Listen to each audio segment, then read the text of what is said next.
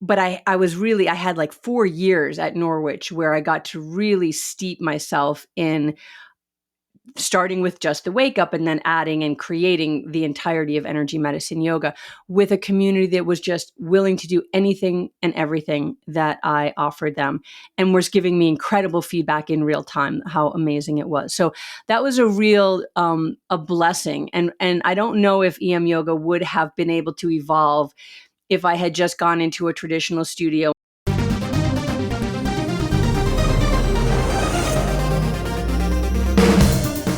Welcome to the world of energy, where science meets spirit. Ancient wisdom merges with cutting-edge knowledge, and the possibilities for a healthier, happier you are endless.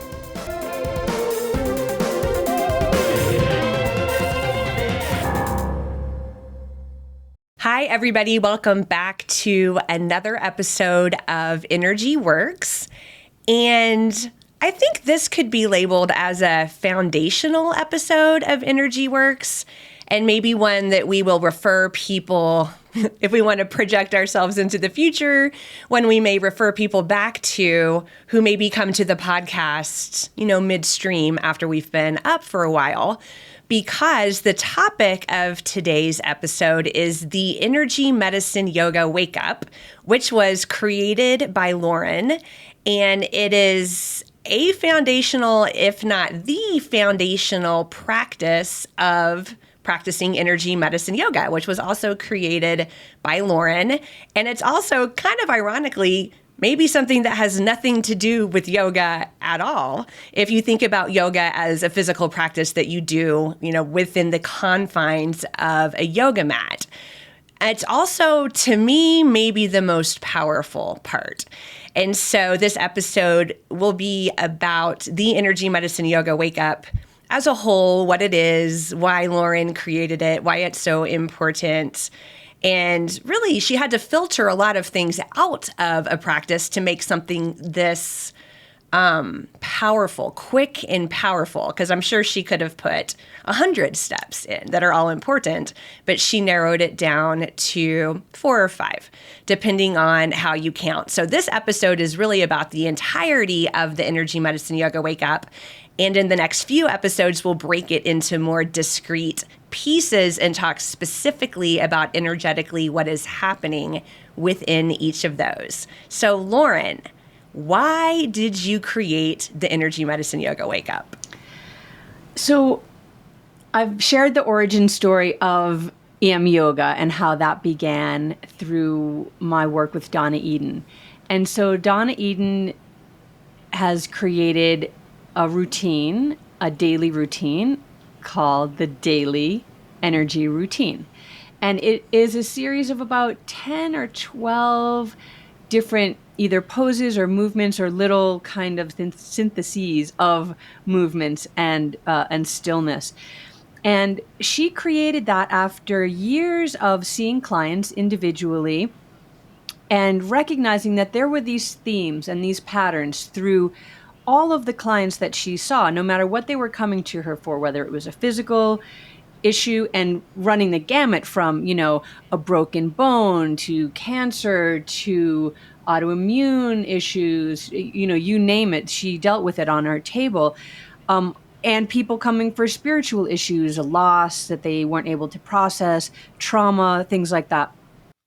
Across the board, she would see, right? Because she sees energy. It's like she's like a human Superman with the X-ray vision, or a human MRI, Superwoman.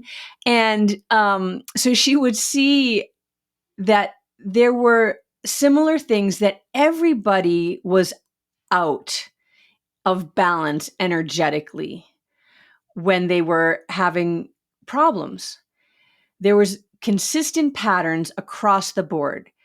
And so she would give homework like you get when you go see a physical therapist or a talk therapist, or, you always get homework. Go ahead, go practice this and work on this. So she was giving the same things over and over and over and over again, the same like 10 to 15 different items. And she thought, if you go home and you do these, when you come back to see me, you're already, it's like, I've used the metaphor of kind of your morning grooming, right? If you brush your teeth, brush your hair, wash your face, put your face products on, your hair products on, and get dressed, and then you and I go for a walk, you've taken care of all that. If you don't do that and I come over to take you for a walk, then I got to wait while you brush your teeth, brush your hair, but put your, or I have to help you brush your hair, go ahead, brush your, I have to do it because you have to have the basics done before you can do the next things. So that was what was kind of what she was doing. So she had these 10 or 15 things. So then when I started practicing and I learned that, I thought, okay, how are these techniques affecting my asana practice? So you said something that this sort of doesn't have anything to do with yoga. I would add to that if you were to say that, which I'm going to refute in a moment, but if you were to say that, it would be more accurate to say that it has very little to do with an asana practice as opposed to yoga. Because if yoga is about union, then this is actually foundational because you're bringing your energy into a more cohesive union with itself, which is really what the yoga practice is about. Okay, so, but we're talking about asana practice, and at that time, I was teaching primarily asana, meditation and pranayama, yes, but Western yoga, for the most part, for a long time, was primarily asana, and that's what I was teaching a lot of, especially at the military college, where I started to put this all together. So I would get onto my mat and kind of figure out, well, what is this doing, and what is that doing, and what is the most important thing? And I winnowed it down to what I felt like was the essential pieces of organizing your energy. That was getting it to move in the right directions, getting it to remain in those directions and not kind of sprawling out and go, haywire when you stop looking at it for a moment or stop paying attention to it, and starting to repattern again. And we're going to get into this more in the next few weeks, but repattern to these optimal energy patterns. So you think about, again, the metaphor, I'm going to switch metaphors now. It's wintertime and the roads are all covered in snow. No one's going anywhere. But you get the snow plows out and you start to clear the roads, and then energy, the cars, people can move along them again. So similar to that, what are the essential things? Like, do I need a snow plow? I need a sander. Maybe I need some people doing shovel work on the sides. Like, what's the essential thing that I need? I don't need, whatever else I don't need, just those essential things. So I started to put those together and practice those. And what I discovered with just those, there are 5 pieces of it, it changed my practice. I would just do that little thing and it takes less than 5 minutes. You can do it in 3 minutes. You can really do it in 2 minutes. And it would change my whole practice. And I started to feel that, like, this is all you need to do. If you just do this and then your yoga practice, it's like if you just plow the roads, then you can drive to work and you can drive home. Like, that's really what your goal is. You want to get to where you're going and come home from where you're going. And you could do that. You didn't really need to do anything else. But more than that, it amplified. The practice was able to sink in more. You were able to, everything worked better with just this little piece. And when I first started creating energy medicine yoga, I thought, well, that's it. We just do this little piece. There wasn't energy medicine yoga at that time. So I was just like, well, I'm just going to add this little piece on to everything else that I teach. Everyone will just do this, and then we'll do the rest of the traditional yoga practice. So that's how the Wake Up started. And it started with just those few pieces. I took 4 of the pieces that Donna teaches in her daily routine, which is about, like I said, maybe 10 pieces. I took 4. And then over time, a 5th piece evolved. And that came from my studying with Zach Bush, who is this incredible doctor. I'm actually going to go on a limb and call him a healer, brilliant scientist. And I took an in-depth course with him, and there was a piece that was so tremendous that I brought it in and added it into the Wake Up as well. So that's really the genesis of that technique. And when I first started teaching at the military college, that was really the the main difference from anything else I'd been teaching before, just that. And then everything else came from there. So, like you said, you do this. I know there was like the yoga with the big Y and the yoga with the little y, but we'll say that on the confines of the yoga mat, we'll just call that, versus, because I often do your energy medicine yoga wake up off the yoga mat. I mean, nowhere near a yoga mat. I do it in my bed. I do it in my kitchen. I'm not putting on my yoga clothes and rolling out my mat. And I do it way more often that way because I do it several times a day. I do it literally first thing in the morning, and I do a version of it before I go to bed to help me sleep at night as well. But we'll stick to the yoga mat conversation right now. Can you share with us a little bit? I mean, like, there was a first time, right? I mean, that like the very first time you ever did it, that's very not what people expect when they're standing on the yoga mat. So how did your class react? Because we'll call it atypical, especially back when you were doing this and tapping wasn't as much of a known thing. It must have seemed weird to people. Am I wrong? Well, the beauty of how EMYoga evolved has so much to do with Norwich, because when I started to introduce this, I was not teaching to a typical yoga clientele. I was teaching to these students that had never practiced yoga, maybe just even vaguely really heard about it, and their mom had practiced or something. I mean, these were like 18, 19, 20-year-old. And, they were in like hardcore sports, and they were, training to be in the military. And so yoga was not really in their wheelhouse. And so everything was new to them. I mean, everything, every single thing. So they didn't look at anything that I did like, well, that's kind of weird. Well, I don't know if we're going with that. They had to put all of that aside to be like, well, I guess I'm going to do this thing called yoga. I don't know what it is. And whatever that lady says, Ms. Walker, I made them call me Lauren. If they called me Ms. Walker, Professor Lauren, or Professor Walker or something, I would make them try to go military and drop and give me 20, because I was like, no, it's hard for them to see a teacher as a peer. But so everything was new. So I get where you're going, and I'll come to it, because of course it came a time when I finally did bring this into the traditional yoga community, when I started to teach back at studios again, where people were not used to this. So, but I had like 4 years at Norwich where I got to really steep myself in, starting with just the wake up and then adding and creating the entirety of energy medicine yoga with a community that was just willing to do anything and everything that I offered them, and was giving me incredible feedback in real time, how amazing it was. So that was a real, a blessing. And I don't know if EMYoga would have been able to evolve if I had just gone into a traditional studio and started like, okay, everybody thump here, weave your hands like this. I think that I might have gotten a lot more pushback, or if not pushback, just, ridicule. I don't even know what would have come. So I had that real gift of being able to create this in an environment that supported anything that I did. I had nobody overseeing me. No one else in the entire university was teaching yoga. Like, it was me, and whatever I did, that was it. So then when I went into a yoga studio and started to teach this, I'm mixing all the things I want to say, because we haven't talked about 5-element theory yet or any of that stuff yet. So I don't want to confuse the listeners, but I am a very strong persona. That's a wood element.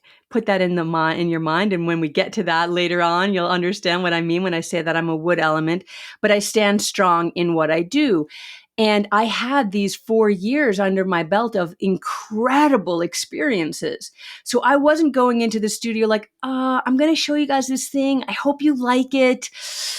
please just, put your, critical thinking aside. And I hope that you come with me on this journey. I did not do that. I walked into that studio and I was like, I'm going to show you all something that is going to blow your minds, open your circuits, repattern everything, allow you to change, allow you to experience things. And now I'm not going to say anything else. We're just going to do it and we'll circle back at the end. And so right away, there's this confident person coming in that's telling them that I've got something new and that it's really powerful. And because of the way I present it, they're with me from the get-go. And then they do it, and then they're really with me. So I didn't have a lot of pushback until a little bit later when I would start to introduce at the outset more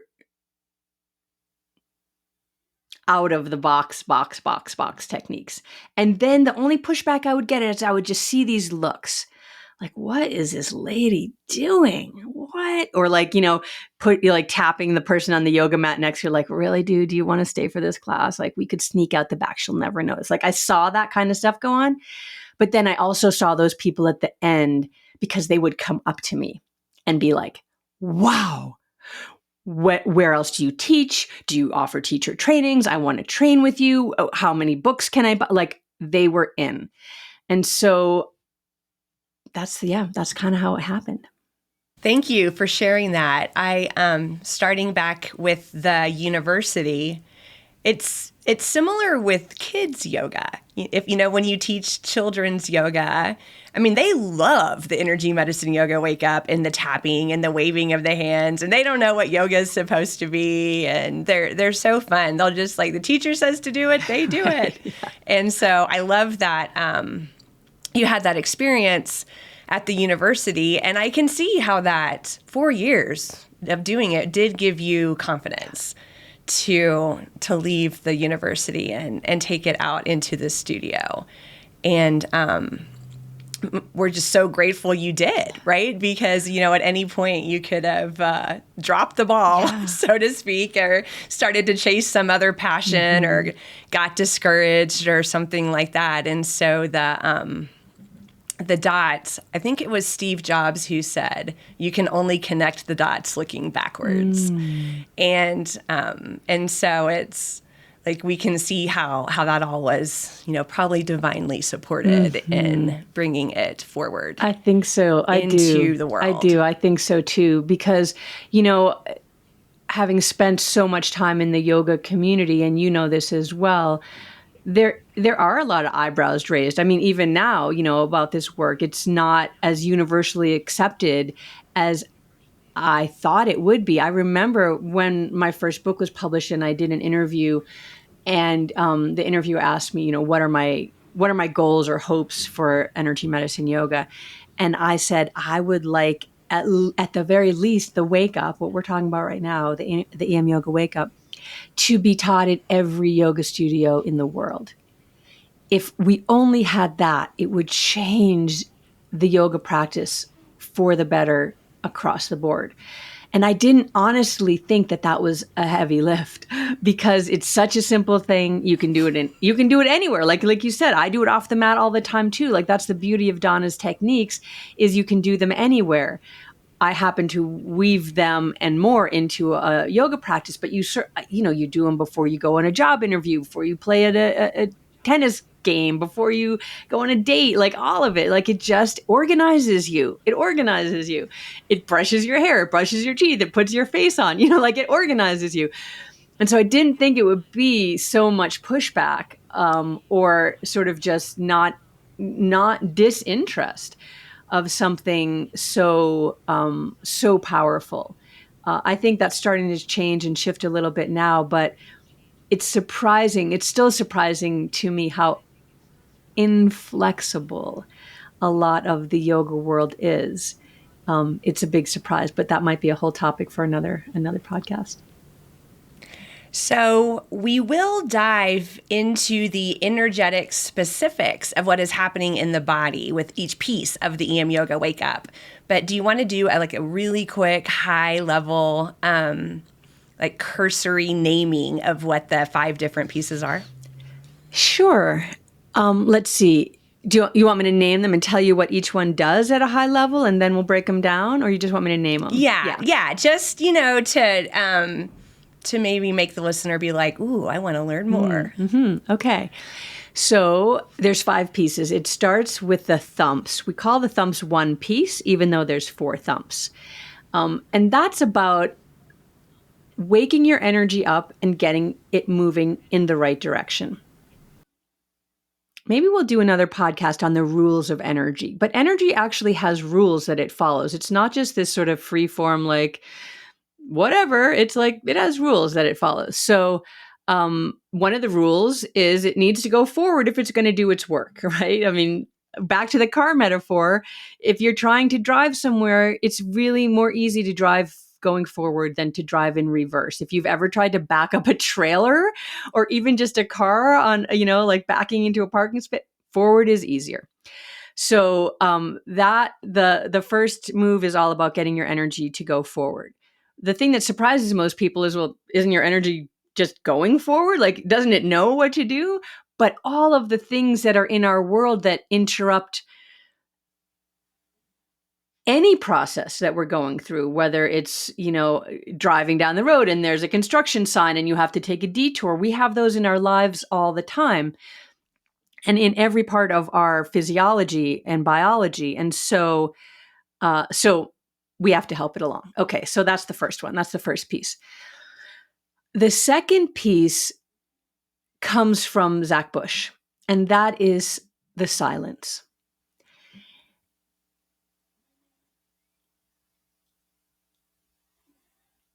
And I did that intentionally. That is the silence, the place where your cells can hear each other, the community of 70 to 100 million cells, what is going on.